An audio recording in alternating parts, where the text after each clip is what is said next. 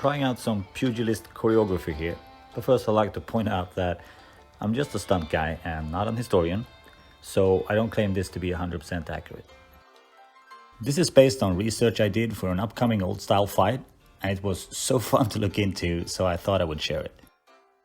The time period is around 1875, the so-called third era of bare knuckle fighting, also known as the London Prize era. Starting with the stance, there was of course many different stances, but the classic one seemed to be this defensive form of counter-striking stance with about 70% of the weight on the back leg. You also had more aggressive stances, like the so-called Mendoza stance and a few others. Hook punches to the head were quite rare, I'll get to that later, so the guard tended to be held out in front of the face for incoming straight punches. The palms up position also helped keeping the elbows in tight to protect the ribs from punches, but also denying underhooks and other forms of grabbing, since grappling was often allowed during these days. As far as I can tell, there were two main punches used. I've chosen to call them the reverse jab and the thrust punch. The reverse jab. This type of jab seems to be used mostly for light and quick strikes. The reversed position of the fist ensured knuckle-only impact and thus protecting the fingers from breaking. We found it to be quite snappy and was probably quite effective if sharply delivered.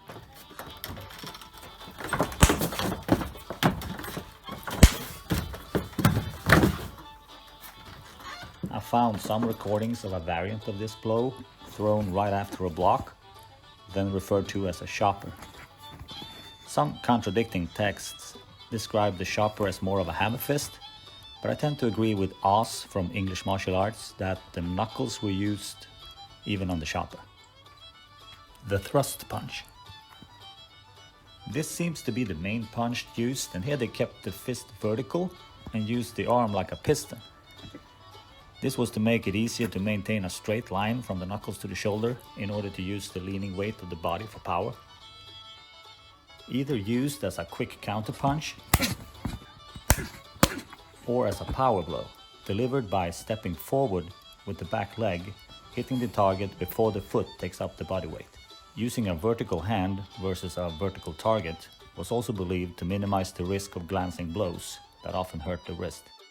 You might have noticed that I have mentioned hand injuries quite a few times, and I think it should be noted that the lacking medical technology regarding hand surgery during this era was probably the main reason why prize fighters punched the way they did.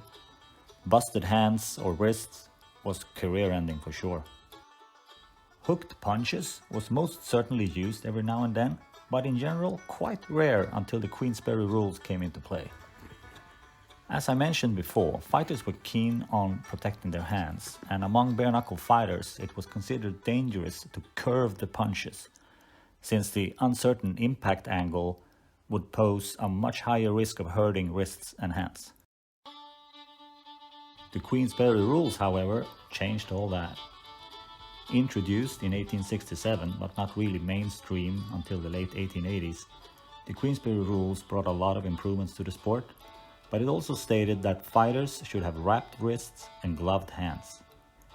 This had a dramatic effect on how hard a fighter could punch, and boxing as a sport changed with it.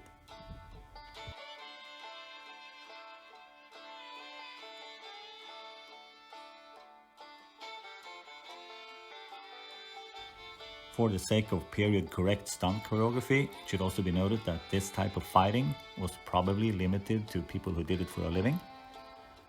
When the average Joe threw a punch in anger,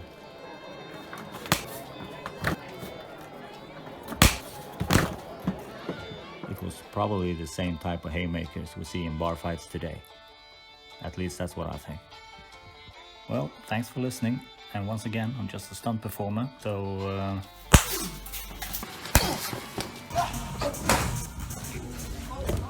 don't take this too seriously, and take care now.